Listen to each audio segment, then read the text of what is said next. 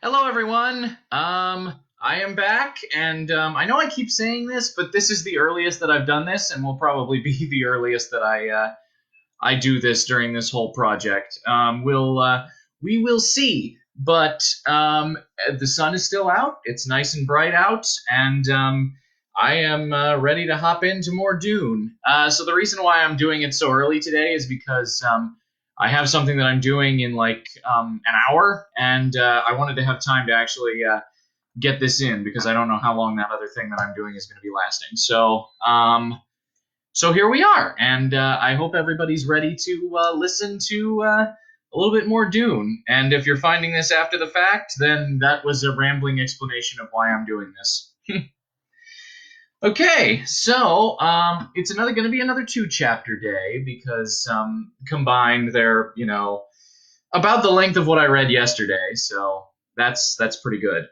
And when last we left off, Gurney Halleck had found his way to a group of smugglers that they'd made contact with previously, and he's riding out the current crisis with them under the condition that he does not do anything to antagonize the Harkonnens toward them, even though all he wants to do is antagonize the Harkonnens. Also, Paul and Jessica continued through the desert, and they found their way close to a Fremen settlement, and were taken by the Fremen who lived there. So we'll see what happens next, shall we? Here we go. This Fremen religious adaptation, then, is the source of what we now recognize as the pillars of the universe, whose Kizara Tafwid are among us all with signs and proofs and prophecy. They bring us the Arakeen mystical fusion, whose profound beauty is typified by the stirring music built on the old forms, but stamped with the new awakening. Who has not heard and been deeply moved by the old man's hymn? I drove my feet through a desert, whose mirage fluttered like a host. Voracious for glory, greedy for danger, I roamed the horizons of Al-Kulab, watching time level mountains in its search and its hunger for me. And I saw the sparrows swiftly approach, bolder than the onrushing wolf. They spread in the free of my youth. I heard the flock in my branches and was caught on their beaks and claws. From Arrakis Awakening by the Princess Irulan. The man crawled across a dune top. He was a mote caught in the glare of the noon sun. He was dressed only in torn remnants of a juba cloak, his skin bare to the heat through the tatters. The hood had been ripped from the cloak, but the man had fashioned a turban from a torn cloth. Wisps of sandy hair protruded from it, matched by a sparse beard and thick brows. Beneath the blue within blue eyes, remains of a dark stain spread around his cheeks. A matted depression across mustache and beard showed where a stillsuit tube had marked out its path on nose pockets. The man stopped half across the dune crest, arms stretched down the slip face. Blood had clotted on his back and on his arms and legs. Patches of yellow-gray sand clung to the wounds. Slowly, he brought his hands under him, pushed himself to his feet, stood there, swaying. And even in this almost random action, there remained a trace of once precise movement. I am Leet Kynes, he said, addressing himself to the empty horizon, and his voice a hoarse caricature of the strength it had known. I am His Imperial Majesty's planetologist, he whispered, planetary ecologist for Arrakis. I am steward of this land. He stumbled, fell sideways along the crusty surface of the windward face. His hands dug feebly into the sand. I am steward of this sand, he thought. He realized that he was semi-delirious, that he should dig himself into the sand, find the relatively cool underlayer and cover himself with it. But he could still smell the rank, semi-sweet esters of a pre-spice pocket somewhere under this sand. He knew the peril within this fact more certainly than any other Fremen. If he could smell the pre-spice mass, that meant the gases deep under the sand were nearing explosive pressure. He had to get away from here. His hands made weak scrabbling motions along the dune face. A thought spread across his mind, clear, distinct.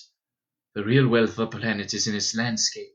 how we take part in that basic source of civilization, agriculture. And he thought how strange it was that the mind, long fixed on a single track, could not get off that track. The Harkonnen troopers had left him here without water or stillsuit, thinking a worm would get him if the desert didn't. They had thought it amusing to leave him alive to die by inches at the impersonal hands of the planet. The Harkonnens always did find it difficult to kill Fremen, he thought. We don't die easily. I should be dead now. I will be dead soon. But I can't stop being an ecologist. The highest function of ecology is understanding consequences. The voice shocked him because he recognized it, and he knew the owner of it was dead. It was the voice of the father who had been planetologist here before him. His father, long dead, killed in the cave-in at Plaster Basin. Got yourself into quite a fix here, son, his father said. You should have known the consequences of trying to help the child of that duke. And delirious, Kynes thought. The voice seemed to come from his right. Kynes scraped his face through sand, turning to look in that direction. Nothing except a curving stretch of dune dancing with heat devils in the full glare of the sun. The more life there is within a system, the more niches there are for life, his father said. And the voice came now from his left, from behind him. Why does he keep moving around? Kynes asked himself. Doesn't he want me to see him? Life improves the capacity of the environment to sustain life, his father said. Life makes needed nutrients more readily available.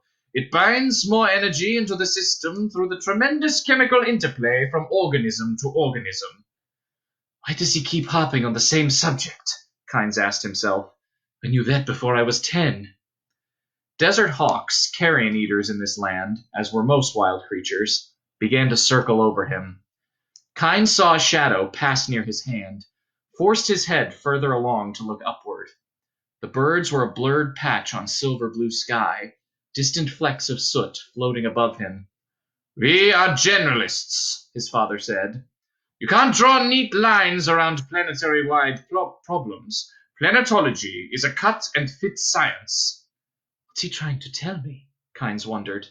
Is there some consequence I failed to see? His cheek slumped back against the hot sand, and he smelled the burned rock odor beneath the pre-spiced gases. From some corner of logic in his mind, a thought formed. Those are carrion eater birds over me. Perhaps some of my Fremen will see them and come to investigate.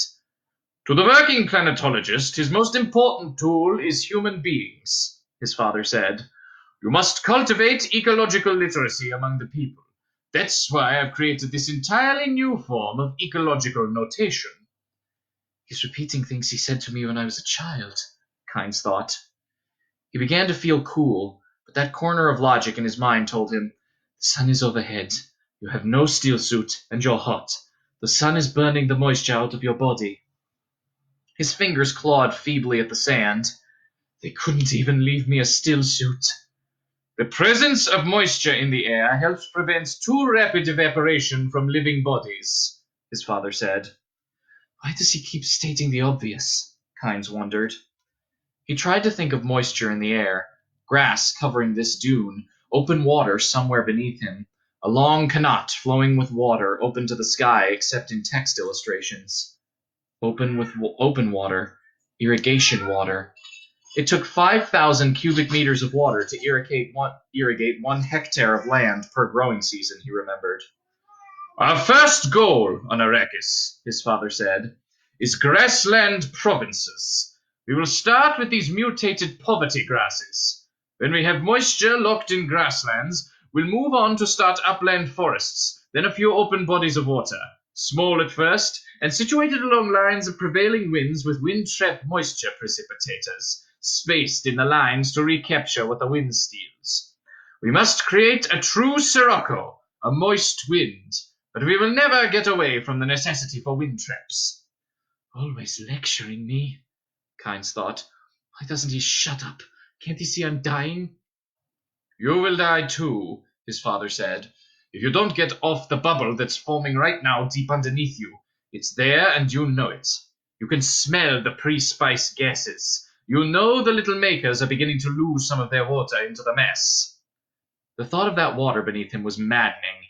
He imagined it now, sealed off in strata of porous rock by the leathery half-plant, half-animal little makers, and the thin rupture that was pouring a cool stream of clearest, pure liquid, soothing water into a pre-spice mess. He inhaled, smelling the rank sweetness. The odor was much richer around him than it had been. Kynes pushed himself to his knees, heard a bird screech, the hurried flapping of wings. This is Spice Desert, he thought. There must be Fremen about even in the day sun. Surely they can see the birds and will investigate. Movement across the landscape is a necessity for animal life, his father said. Nomad peoples follow the same necessity. Lines of movement adjust to physical needs for water, food, minerals. We must control this movement now, align it for our purposes. Shut up, old man, Kynes muttered. We must do a thing on Arrakis never before attempted for an entire planet, his father said. We must use man as a constructive ecological force, inserting adapted terraform life. A plant here, an animal there, a man in that place, to transform the water cycle, to build a new kind of landscape. Shut up, Kynes croaked. It was lines of movement that gave us the first clue to the relationship between worms and spice, his father said. A worm, Kynes thought with a surge of hope. A maker sure to come when this bubble bursts, but I have no hooks. How can I mount a big maker without hooks? He could feel frustration sapping what little strength remained to him. Water so near, only 100 meters or so beneath him. A worm sure to come, but no way to trap it on the surface and use it. Kynes pitched forward into the sand, returning to the shallow depression his movements had defined. He felt sand hot against his left cheek, but the sensation was remote. The Arrakeen environment built itself into the evolutionary pattern of native life forms, his father said. How strange that so few people ever looked up from the spice long enough to wonder at the near-ideal nitrogen-oxygen CO2 balance being maintained here in the absence of large areas of plant cover. The energy sphere of the planet is there to see and understand. A relentless process, but a process nonetheless. There is a gap in it, then something occupies that gap. Science is made up of so many things that appear obvious until after they are explained. I knew the little maker was there, deep in the sand, long before I ever saw it. Please stop lecturing me, father. A hawk landed on the sand near his outstretched hand. Kynes saw it fold its wings, tip its head up to stare at him. He summoned the energy to croak at it. The bird hopped away 2 steps, but continued to stare at him. Men and their works have been a disease on the surface of their planets before now, his father said. Nature tends to compensate for diseases, to remove or encapsulate them, to incorporate them into the system in her own way. The hawk lowered its head, stretched its wings, refolded them. It transferred its attention to the outstretched hand. Kynes found that he no longer had the strength to croak at it. The historical system of mutual pillage and extortion stops here on Arrakis, his father said. You cannot go on forever stealing what you need without regard to those who come after. The physical qualities of a planet are written into its economic and political records. We have the record in front of us, and our course is obvious. He never could stop lecturing, Kynes thought. Lecturing, lecturing, lecturing. Always lecturing. The hawk hopped 1 step closer to Kynes' outstretched hand, turned its head first one way and then the other to study the exposed flesh. Arrakis is a one-crop planet, his father said. One crop. It supports a ruling class that lives as ruling classes have lived at all times, while beneath them, a semi-human mass of semi-slaves exists on the leavings. It's the masses and the leavings that occupy our attention. These are far more valuable than has ever been suspected. I'm ignoring you, father, Kynes whispered. Go away. And he thought, surely there must be some of my Fremen near. They cannot help but see the birds over me. They will investigate if only to see if there's moisture available. The masses of Arrakis will know that we work to make the land flow with water, his father said. Most of them, of course, will have only a semi-mystical understanding of how we intend to do this. Many, not understanding the prohibitive mass ratio problem, may even think we'll bring water from some other planet rich in it. Let them think anything they wish, as long as they believe in us. In a minute I'll get up and I'll tell him what I think of him, Kynes thought, standing there lecturing me when he should be helping me. The bird took another hop closer to Kynes' outstretched hand. 2 more hawks drifted down to the sand behind it. Religion and law among our masses must be one and the same, his father said. An act of disobedience must be a sin and require religious penalties. This will have the dual benefit of bringing both greater obedience and greater bravery. We must depend not so much on the bravery of individuals, you see, as upon the bravery of a whole population. There is my population now when I need it most, Kynes thought. He summoned all his strength, moved his hand a finger's width toward the nearest hawk. It hopped backward among its companions, and all stood poised for flight. Our timetable will achieve the stature of a natural phenomenon, his father said. A planet's life is a vast, tightly interwoven fabric. Vegetation and animal changes will be determined at first by the raw physical forces we manipulate. As they establish themselves, though, our changes will become controlling influences in their own right, and we will have to deal with them too. Keep in mind, though, that we need only control 3% of the energy surface. Only 3% to tip the entire structure over into our self-sustaining system. Why aren't you helping me? Kynes wondered. Always the same. When I need you most, you fail me. He wanted to turn his head, to stare in the direction of his father's voice, to stare the old man down. Muscles refused to answer his demand. Kynes saw the hawk move. It approached his hand, a cautious step at a time, while its companions waited in mock indifference. The hawk stopped only a hop away from his hand. A profound clarity filled Kynes' mind. He saw quite suddenly a potential for Arrakis that his father had never seen. The possibilities along that different path flooded through him. No more terrible disaster could befall your people than for them to fall into the hands of a hero, his father said. Reading my mind, Kynes thought. Well, let him. The messages already have been sent to my Sietch villages, he thought. Nothing can stop them. If the Duke's son is alive, they'll find him and protect him as I have commanded. They may discard the woman, his mother, but they'll save the boy. The hawk took 1 hop that brought it within slashing distance of his hand. It tipped its head to examine the supine flesh. Abruptly, it straightened, stretched its head upward, and with a single screech, leaped into the air and banked away overhead with its companion behind it. They've come, Kynes thought. My Fremen have found me. Then he heard the sand rumbling. Every Fremen knew the sound, could distinguish it immediately from the noises of worms or other desert life. Somewhere beneath him, the pre-spice mass had accumulated enough water and organic matter from the little makers, had reached the critical stage of wild growth. A gigantic bubble of carbon dioxide was forming deep in the sand, heaving upward in an enormous blow with a dust whirlpool at its center. It would exchange what had been formed deep in the sand for whatever lay on the surface. The hawks circled overhead, screeching their frustration. They knew what was happening. Any desert creature would know. And I am a desert creature, Kynes thought. You see me, father?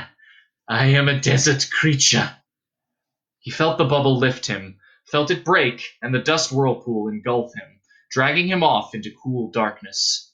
For a moment, the sensation of coolness and the moisture were blessed relief. Then, as his planet killed him, it occurred to Kynes that his father and all the other scientists were wrong, that the most persistent principles of the universe were accident and error. Even the hawks could appreciate these facts. So that's the first chapter we'll be doing tonight, and here's our second one. Prophecy and prescience. How can they be put to the test in the face of the unanswered question? Consider, how much is actual prediction of the waveform, as Muad'Dib referred to his vision image, and how much is the prophet shaping the future to fit the prophecy? What of the harmonics inherent in the act of prophecy? Does the prophet see the future? Or does he see a line of weakness, a fault or cleavage that he may shatter with words or decisions as a diamond cutter shatters his gem with the blow of a knife? Private Reflections on Muad'Dib by the Princess Irulan. "Get their water," the man calling out of the night had said, and Paul fought down his fear, glanced at his mother. His trained eyes saw her readiness for battle, the waiting whip-snap of her muscles. "It would be regrettable should we have to destroy you out of hand," the voice above them said. That's the one who spoke to us first, Jessica thought. There are at least two of them, one to our right and one to our left. "Signora Horbosa, sucare sin mage, la pijavas toi me cavavas, nabes las lele palm robas." It was the man to their right, calling out over the basin. To Paul, the words were gibberish, but out of her Bene Gesserit training, Jessica recognized the speech. It was Chakobsa, one of the ancient hunting languages, and the man above them was saying that perhaps these were the strangers they sought. In the sudden silence, they followed the calling voice, the hoop-wheel face of the second moon, faintly ivory blue, rolled over the rocks across the basin, bright and peering. Scrambling sounds came from the rocks, above and to both sides, dark motions in the moonlight. Many figures flowed through the shadows. A whole troop, Paul thought with a sudden pang. A tall man in a mottled burnous stepped in front of Jessica. His mouth baffle was thrown aside for clear speech, revealing a heavy beard in the sidelight of the moon, but face and eyes were hidden in the overhang of his hood. "What have we here? Jinn or human?" he asked. When Jessica heard the true banter in his voice, she allowed herself a faint hope. This was the voice of command, the voice that had first shocked them with its intrusion from the night. "Human, I warrant," the man said. Jessica sensed rather than saw the knife hidden in a fold of the man's robe. She permitted herself one bitter regret that she and Paul had no shields. "Do you also speak?" the man asked. Jessica put all the royal arrogance at her command into her manner and voice. Reply was urgent, but she had not heard enough of the man to be certain she had a register on his culture and weaknesses. "Who comes on us like criminals out of the night?" she demanded. The burnous hooded head showed tension and a sudden twist, then slow relaxation that revealed much. The man had good control. Paul shifted away from his mother to separate them as targets and give each of them a clearer arena of action. The hooded head turned at Paul's movement, opening a wedge of face to moonlight. Jessica saw a sharp nose, one glinting eye. Dark, so dark the eye, without any white in it. A heavy brown and upturned mustache. "A likely cub," the man said. "If you're fugitives from the Harkonnens, it may be you're welcome among us. What is it, boy?" The possibilities flashed through Paul's mind. A trick? A fact? Immediate action was needed. Why should you welcome fugitives?" he demanded. "A child who thinks and speaks like a man," the tall man said. "Well now, to answer your question, my young wali, I am one who does not pay the water tribute to the Harkonnens. That is why I might welcome a fugitive." He knows who we are, Paul thought. There's concealment in his voice. "I am Stilgar, the Fremen," the tall man said. "Does that speed your tongue, boy?" It is the same voice, Paul thought, and he remembered the council with the man seeking the body of a friend slain by the Harkonnens. "I know you, Stilgar," Paul said. "I was with my father in council when you came for the water of your friend. You took away with you my father's man Duncan Idaho, an exchange of friends." "And Idaho abandoned us to return to his duke," Stilgar said. Jessica heard the shading of disgust in his voice, held herself prepared for the attack. A voice from the rocks above them called, "We waste time here still." "This is the Duke's son," Stilgar barked. "He's certainly the one Lee told us to seek." "But a child still." "The Duke was a man and this lad used a thumper," Stilgar said. "That was a brave crossing he made in the path of Shai-Hulud." And Jessica heard him excluding her from his thoughts. Had he already passed sentence? "We haven't time for the test," the voice above them protested. "Yet he could be the Lisan al-Gaib," Stilgar said. "He's looking for an omen," Jessica thought. "But the woman," the voice above them said. Jessica readied herself anew. There had been death in that voice. Yes, the woman, Stilgar said. And her water. You know the law, said the voice from the rocks. Ones who cannot live with the desert. Be quiet, Stilgar said. Times change. Did Leet command this? Asked the voice from the rocks. You heard the voice of the Cielago, James, Stilgar said. Why do you press me? And Jessica thought, Cielago. The clue of the tongue opened wide avenues of understanding. This was the language of Ilm and Feek, and Cielago meant bat, a small flying mammal. Voice of the Cielago. They had received a distrans message to seek Paul and herself. I but remind you of your duties, friend Stilgar, said the voice above them. My duty is the strength of the tribe, Stilgar said. That is my only duty. I need no one to remind me of it. This child man interests me. He is full-fleshed. He has lived on much water. He has lived away from the father's son. He has not the eyes of the Ibad. Yet he does not speak or act like a weakling of the Pans, nor did his father. How can this be? We cannot stay out here all night arguing, said the voice from the rocks. If a patrol, I will not tell you again, James, to be quiet, Stilgar said. The man above them remained silent, but Jessica heard him moving, crossing by a leap over a defile and working his way down to the basin floor on their left. The voice of the Cielago suggested there'd be value to us in saving you two, Stilgar said. I can see possibility in this strong boy man. He is young and can learn. What of yourself, woman? He stared at Jessica. I have his voice and pattern registered now, Jessica thought.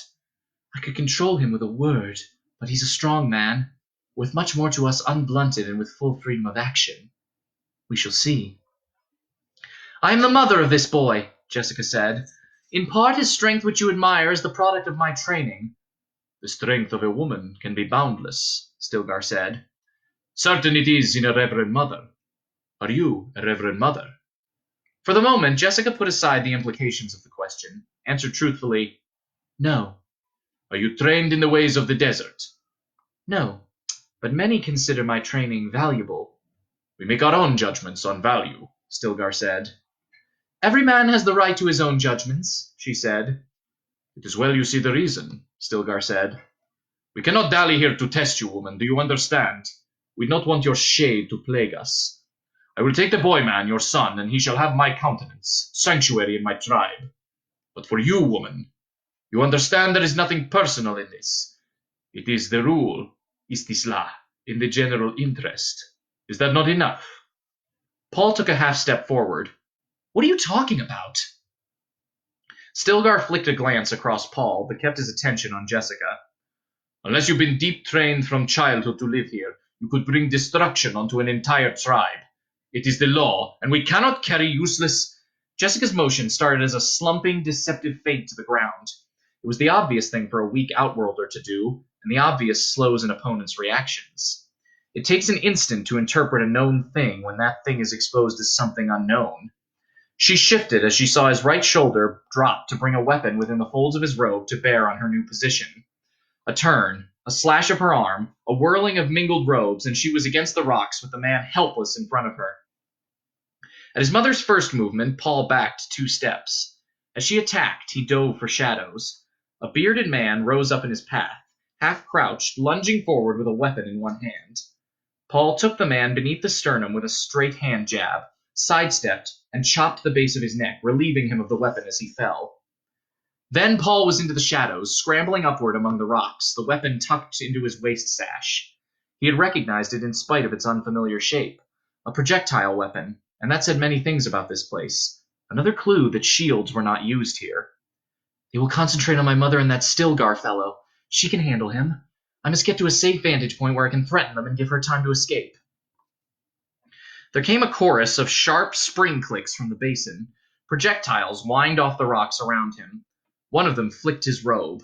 He squeezed around a corner in the rocks, found himself in a narrow vertical crack, began inching upward, his back against one side, his feet against the other, slowly, as silently as he could.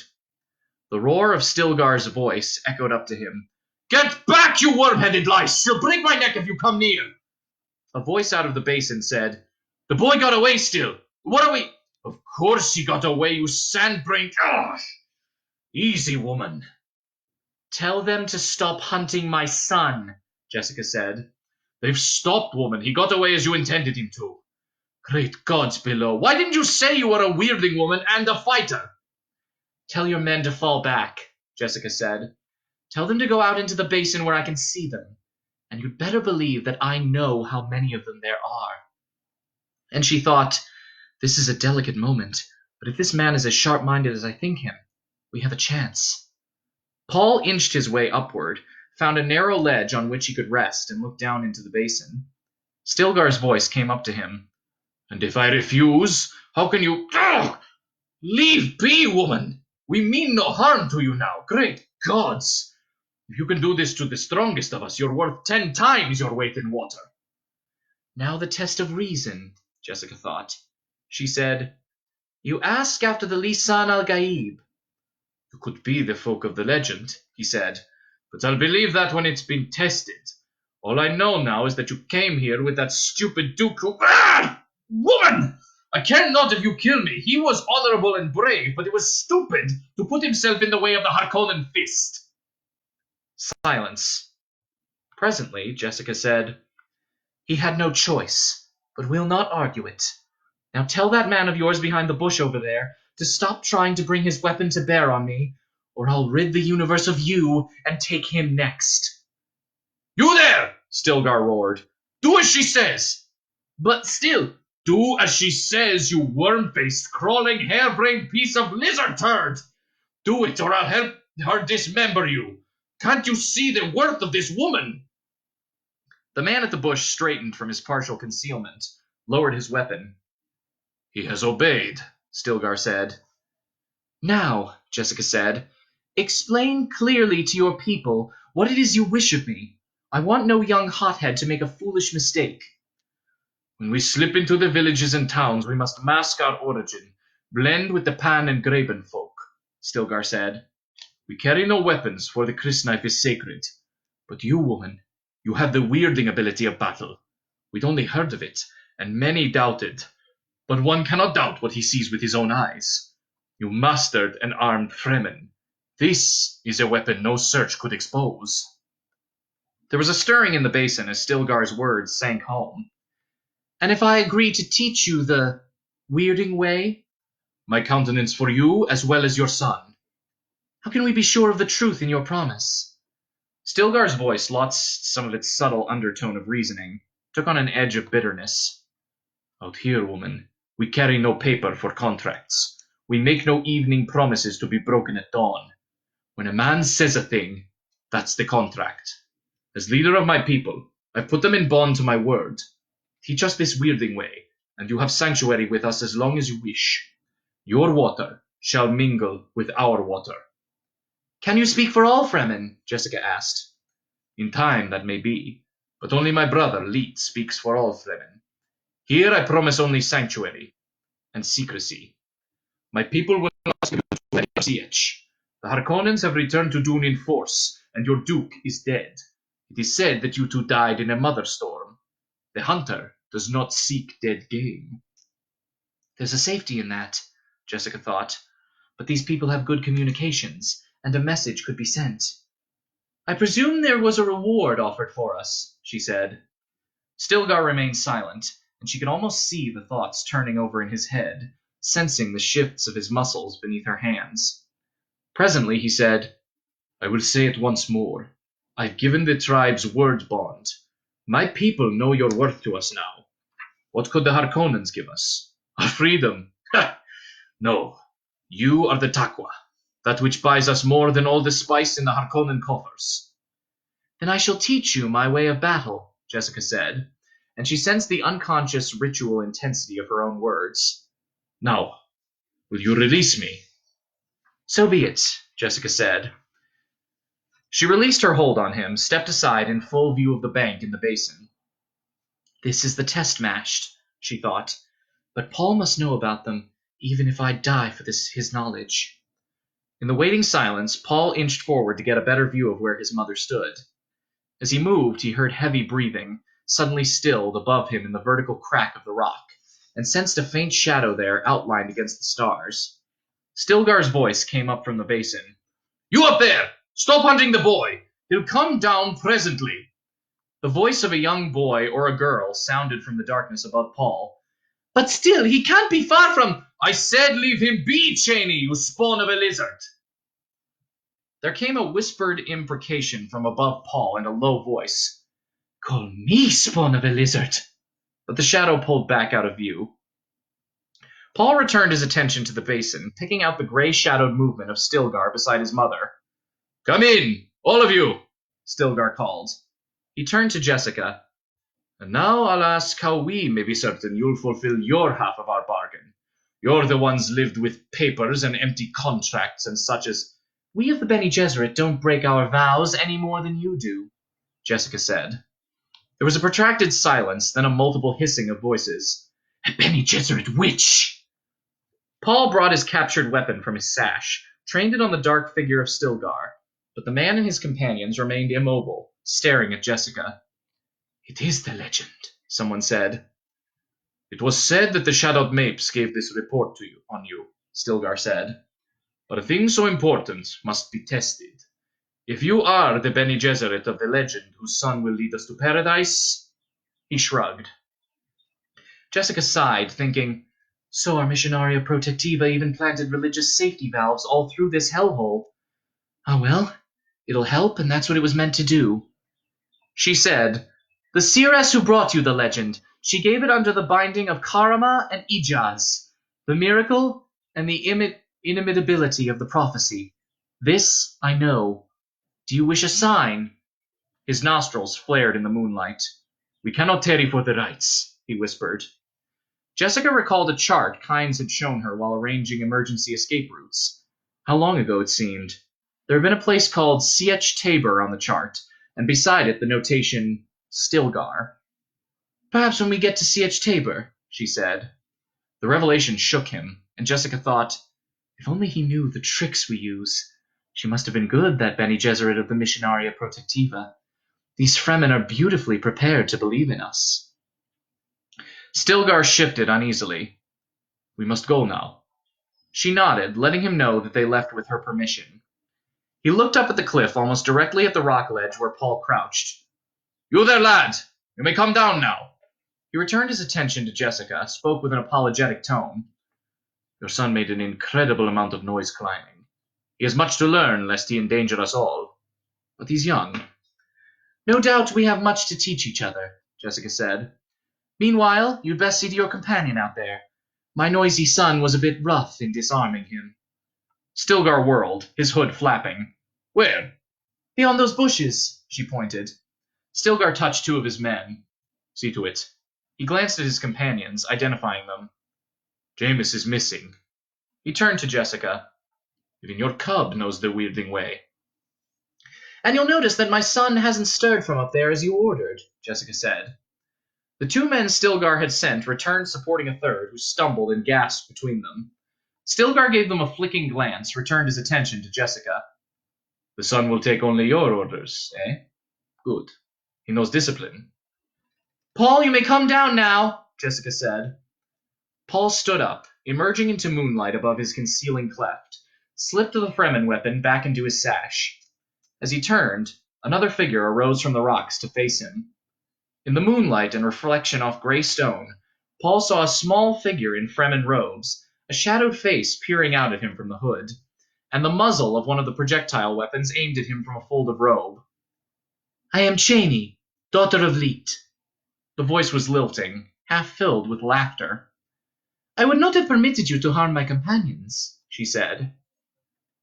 Paul swallowed. The figure in front of him turned into the moon's path, and he saw an elfin face, black pits of eyes. The familiarity of that face, the features out of numberless visions in his earliest prescience, shocked Paul to stillness. He remembered the angry bravado with which he had once described this face from a dream, telling the Reverend Mother Gaius Helen Mohiam, "I will meet her." And here was the face, but in no meeting he had ever dreamed. "You were as noisy as Shai Hulud in a rage," she said, "and you took the most difficult way up here. Follow me. I'll show you an easier way down. He scrambled out of the cleft, followed the swirling of her robe across a tumbled landscape. She moved like a gazelle, dancing over the rocks. Paul felt hot blood in his face, was thankful for the darkness. That girl! She was like a touch of destiny. He felt caught up on a wave, in tune with emotion that lifted all his spirits. They stood presently amidst the Fremen on the basin floor. Jessica turned a wry smile on Paul, but spoke to Stilgar. This will be a good exchange of teachings. I hope you and your people feel no anger at our violence. It seemed necessary. You were about to make a mistake. To save one from a mistake is a gift of paradise, Stilgar said. He touched his lips with his left hand, lifted the weapon from Paul's waist with the other, tossed it to a companion. You will have your own Maula pistol, lad, when you've earned it. Paul started to speak, hesitated, remembering his mother's teaching. Beginnings are such delicate times. My son has what weapons he needs, Jessica said. She stared at Stilgar, forcing him to think of how Paul had acquired the pistol. Stilgar glanced at the other man Paul had subdued, Jameis. The man stood in one side, head lowered, breathing heavily. You are a difficult woman, Stilgar said. He held out his left hand to a companion, snapped his fingers. Kushti bakate! More Jacobsa, Jessica thought. The companion pressed 2 squares of gauze into Stilgar's hand. Stilgar ran them through his fingers, fixed one around Jessica's neck beneath her hood, fitted the other around Paul's neck in the same way. Now you wear the kerchief of the Baka, he said. If we become separated, you will be recognized as belonging to Stilgar Sietch. We will talk of weapons another time. He moved out through his band now, inspecting them, giving Paul's Fremkit pack to one of his men to carry. Baka, Jessica thought, recognizing the religious term. Baka, the Weeper. She sensed how the symbolism of the kerchiefs united this band. Why should weeping unite them? She asked herself. Stilgar came to the young girl who had embarrassed Paul, said, Janie, take the man-child under your wing. Keep him out of trouble. Janie touched Paul's arm. Come along, man-child. Paul hid the anger in his voice, said, My name is Paul. It were well you— We'll give you a name, manling, Stilgar said. In the time of the Mina, at the test of Akil. The test of reason, Jessica translated. The sudden need of Paul's ascendancy overrode all other consideration, and she barked, My son's been tested with the Gom Jabbar. In the stillness that followed, she knew she had struck to the heart of them. There's much we don't know of each other, Stilgar said. But we tarry over long. Day's sun mustn't find us in the open. He crossed to the man Paul had struck down, said, Jameis, can you travel? A grunt answered him. Surprised me he did. 'Twas an accident. I can travel. No accident, Stilgar said. I'll hold you responsible with Cheney for the lad's safety, Jameis. These people have my countenance. Jessica stared at the man Jameis. His was the voice that had argued with Stilgar from the rocks. His was the voice with death in it. And Stilgar had seen fit to reinforce his order with this Jameis. Stilgar flicked a testing glance across the group, motioned 2 men out. Larus and Farouk, you are to hide our tracks. See that we leave no trace. Extra care. We have 2 with us who have not been trained. He turned, hand upheld, and aimed across the basin. In squad line with flankers, move out. We must be at the Cave of the Ridges before dawn. Jessica fell into step beside Stilgar, counting heads. There were 40 Fremen. She and Paul made it 42. And she thought, they travel as a military company. Even the girl Cheney. Paul took a place in the line behind Cheney. He had put down the black feeling at being caught by the girl. In his mind now was the memory called up by his mother's barked reminder. My son's been tested with the Gom Jabbar. He found that his hand tingled with remembered pain. Watch where you go, Cheney hissed. Do not brush against a bush, lest you leave a thread to show our passage. Paul swallowed, nodded. Jessica listened to the sounds of the troop, hearing her own footsteps and Paul's, marveling at the way the Fremen moved. They were 40 people crossing the basin with only the sound natural to this place. Ghostly feluccas, their robes flitting through the shadows. Their destination was Sietch Tabor, Stilgar Sietch. She turned the word over in her mind. Sietch. It was a Jacobsa word, unchanged from the old hunting language out of countless centuries. Sietch, a meeting place in time of danger. The profound implications of the word and the language were just beginning to register with her after the tension of their encounter. "We move well," Stilgar said. "With Shai-Hulud's favor, we'll reach Cave of the Ridges before dawn." Jessica nodded, conserving her strength, sensing the terrible fatigue she held at bay by force of will. Arid, she admitted it, by the force of elation. Her mind focused on the value of this troop, seeing what was revealed here about the Fremen culture. All of them, she thought, an entire culture trained to military order. What a priceless thing is here for an outcast duke. And there we go. That's the chapters we're going to be reading today. Paul and Jessica have finally joined the Fremen, which is wonderful. All right, so I hope everybody stays safe. I hope everybody has a wonderful holiday tomorrow. I know it doesn't feel like it, but it's something that's worth acknowledging and worth celebrating. So everybody have a good day. I will be back tomorrow probably, and I will see you then. Good night, everyone.